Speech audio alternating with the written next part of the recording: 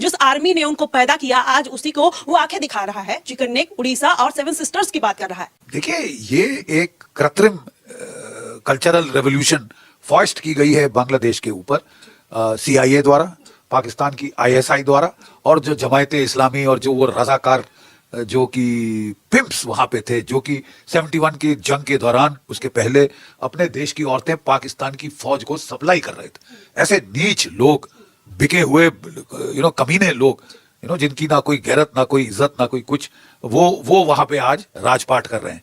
राजपाट तो सिरसवा कर रहे हैं, वहां पे सिवाय अराजकता के कत्लो गारत, खूना खच्चर, हर रोज लाशें टपक रही होती हैं, कभी टेलीफोन पोल से टांगी होती हैं, कभी पुलों से टांगी होती हैं।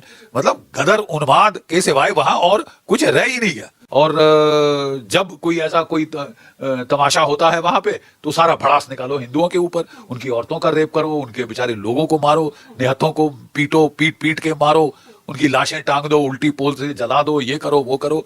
तो साहब ये अराजकता सही नहीं जाएगी कि आप हिंदू मारेंगे, क्रिश्चियन मारेंगे, बौद्ध मारेंगे, क्योंकि आप वहां मेजोरिटी में हैं, तो फिर आपको खमियाजा भुगतना पड़ेगा इसको। You will have to restore law and order. अगर नहीं कर सकते तो फिर आपको हटाना पड़ेगा। जी, अभी उनका जो सपोर्ट है, कहीं ना कहीं पाकिस्तान, जो पाकिस्तान से भगाए गए थे, भगोड़े बने हुए थे बांग्लादेशी, आज वो पाकिस्तान का सपोर्ट कह रहे हैं कि अगर हमें चूज करना पड़े तो हम पाकिस्तान को चूज करेंगे। अमेरिका की तरफ देखते हुए नजर आ रहे हैं, चाइना की तरफ देखते हुए नजर आ रहे हैं। तो ये कहां से, मतलब ये कहां से इम्प्लांट किया जा रहा है उनके मन में? ये जो रेडिकल सोच है वो कहां से डाली जा रही है? सर, यहाँ पर जिस तरीके से पाकिस्तान पहले यहाँ पर ऑपरेशन सिंदूर जब हमारा हुआ, पाकिस्तान को हमने पूरी तरीके से लताड़ा धोया, और अब पाकिस्तान कहीं ना कहीं बांग्लादेश को वो सह दे रहा है। तो क्या लगता है कि मतलब जो नक्शे में पाकिस्तान और बांग्लादेश फ्री आ जाते हैं हमारे भारत के, आज वो भारत को आग दिखा रहा है? क्या किसी भी तरीके से वो टक्कर ले पाएगा? कोई मतलब मुकाबला ही नहीं है, क्यों? और आज देखिए, एहसान फरामोशी का भी कोई हद होती है, ठीक है? जिस देश को हमने आजाद कराने के लिए हमने इतनी कुर्बानी दी, हमारी सेना ने, आज वो वहां एक जो कमीनों का तबका, उन्होंने भड़का के लोगों को गलत गलत चीजों के ऊपर। सिर्फ यहाँ पर जनरल बख्शी तकरीबन 80 साल का बुढ़ा है, और इसकी लैंग्वेज चेक कीजिए आप, क्या क्या कुछ अल्फाज कह रहा है। जब फिर पाकिस्तानी कुछ इन्हें कहते हैं, या जब मीडिया पर पैनलिस्ट पाकिस्तानी कुछ कहता है, तो फिर इन्हें इखलाकियात नजर आ जाती है। करो ना जंग, है वो रास्ता पड़ा हुआ है, बांग्लादेश पर हमला करो, तुम्हें लग पता जाएगा तुम्हारी औकात क्या है। वो अमेरिका के पैसे खा के, ISI के पैसे खा के वहां पे एक रिवोल्ट किया है, और सोच रहे थे कि हमने तो भारत को चारों तरफ से घेर लिया। किसने किसको घेरा है ये तुम्हें ज्योग्राफी समझा देंगे। किसने किसको घेरा है तुमको ज्योग्राफिया तुम्हारा दिमाग साफ कर देंगे। 3 तरफ से भारत से घिरा हुआ है बांग्लादेश। पानी, 52 नदियां भारत से वहां जाती हैं। तुम्हारा जैसे पाकिस्तान का पानी वो हो रहा है अभी चोक होल्ड, तो तुम्हारे भी चोक होल्ड लग सकता है।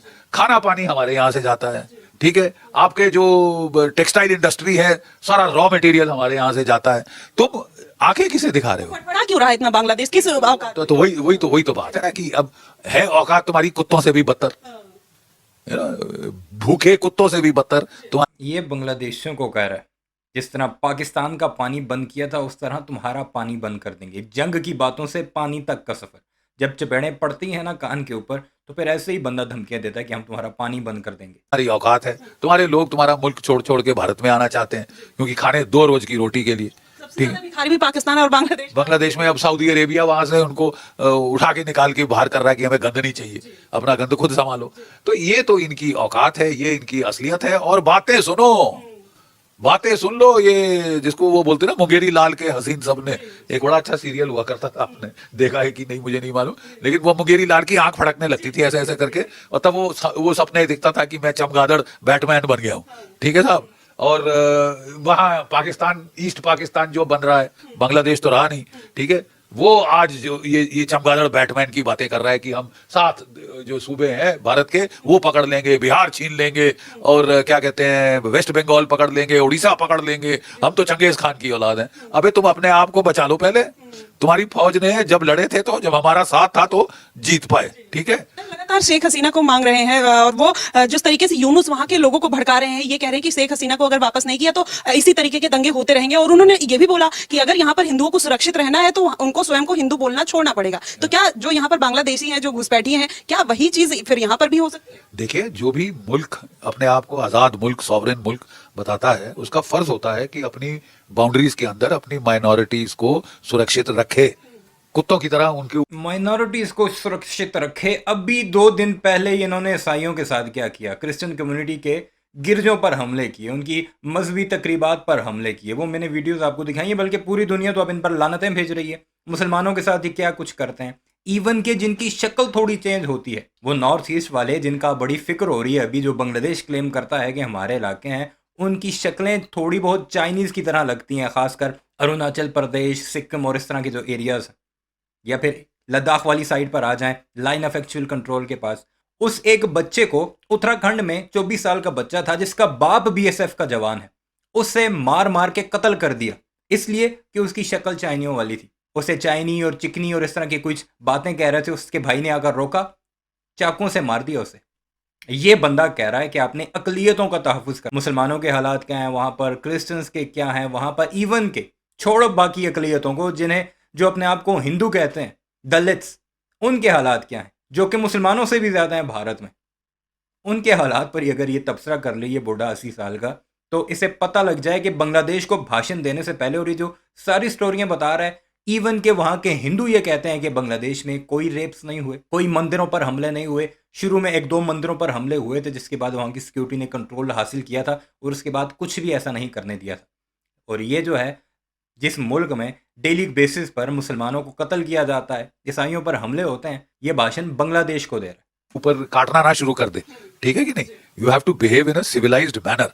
बांग्लादेश से मतलब ये है कि बांग्लादेश हमारे 7 सिस्टर प्रोविंसेस को कब्जा करने की बात कर रहा है। बंगाल, उड़ीसा, बिहार पे कब्जा करने की बात कर रहा है। हमें क्या लेना देना? हमें बहुत कुछ लेना देना है, हमें बहुत कुछ लेना देना है। आप हमारे क्या कहते हैं कि हमारी प्रांतों को छीनने की, प्रांतों पे कब्जा करने की बात कर रहे हो। ये मुंह मसूर की दाल, तुमसे अपना देश तो संभलता नहीं। अराकान नेशनल आर्मी के गुरिल्लास तुम्हारी फौज की ऐसी तैसी कर देते हैं, और ऊपर से तुम धमकियां दे रहे हो भारत को कि हम भारत पे कब्जा कर लेंगे, वो भी 7 प्रांत नहीं, 7, 3, 10 प्रांत। तो मतलब या तो भंग पी रखी है, या कोई ज्यादा नारकोटिक्स का नशा करते हो। ये मुल्ला, ये जो है मोहम्मद यूनुस, ये तो पागल हो गया है। इसको लेजिटिमेसी किसने दी? ये कह रहा है हसीना वाजिद को वापस नहीं करोगे, ये करेंगे, वो करेंगे। तू होता कौन है मांगने वाला? तेरे को किसने लेजिटिमेसी दी है? तेरे को तो नियुक्त किया है बांग्लादेश का रूलर, डिफैक्टो रूलर। कहां से? अमेरिका के बाप का राज है।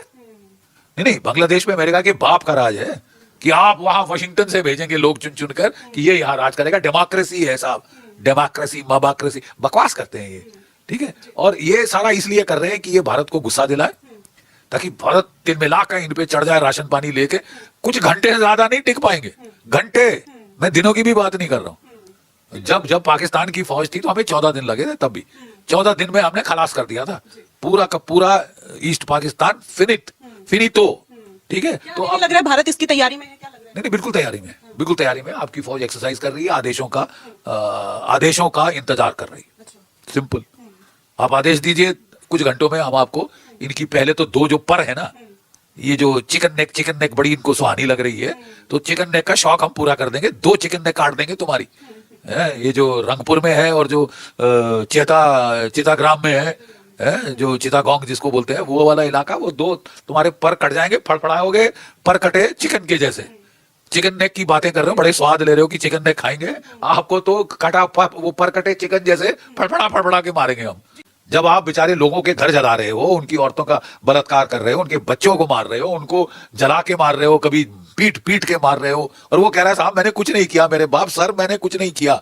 सुना है आपने उसका बेचारे का? इट इज हमें। अच्छा, और फिर इसके वीडियो बना के फैला रहे हैं। ये वीडियो बना के क्यों फैला रहे हैं? क्योंकि ये चाहते हैं हमको उकसाना।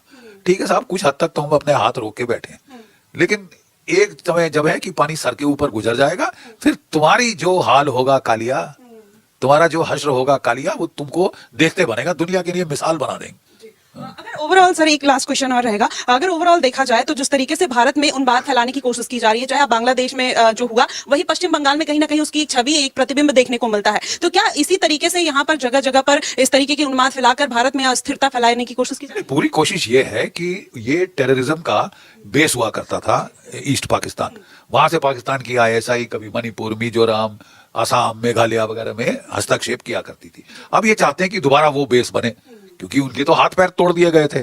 परेश बरुआ शरुआ वगैरह, वो वहां से भागा था, ढाका से भागा बेजिंग, ठीक है, चुपते फिर रहा है, अपनी जान बचाते फिर रहा है अपनी फैमिली के साथ, ठीक है। तो इनका ये मैदान जंग में 4 घंटे नहीं टिक सकते, खासकर बांग्लादेश की बात मैं बता दूं, 4 पाकिस्तान के बारे में भी इनका यही ख्याल था कि हम हमला करेंगे और पाकिस्तान आगे से माफ़ी तलाफ़ी पर आ जाएगा। बंगालियों ने भी बच्चे तैयारी कर रखी है, तुम्हारे फौजी उठा उठा कर लेकर जा रहे हैं बॉर्डर से। ज़रा ध्यान से, कहीं ऐसा ना हो कि अब की बार भी उल्टा पड़ जाए। 2025 में पाकिस्तान से पिटे थे और 26 से कहीं बंगालियों से न पिटते नजर आओ। बहरहाल इस बुड्ढे बख्शी की आपने बातें सुन ली, क्या कुछ कह रहा है। सटाया गया इस उम्र में, जिस उम्र में आराम करना चाहिए, रेस्ट करना चाहिए, क्योंकि रिटायरमेंट के बाद वैसे भी कहते हैं कि इस तरह के भाषण नहीं देने चाहिए क्योंकि एक्स्ट्रा हो जाता है। उस उम्र में ये बांग्लादेश को, पहले पाकिस्तान को धमकियां लगाता रहा, पाकिस्तान ने बिल्कुल सुकून पर किया, तो अब ये बांग्लादेश को धमकियां लगा रहा है। बहरहाल इस सारे मामले पर आपकी क्या राय है, कमेंट सेक्शन में ज़रूर बताइएगा। चैनल को सब्सक्राइब नहीं किया तो इस वीडियोज़ के लिए उसे भी ज़रूर सब्सक्राइब कीजिएगा।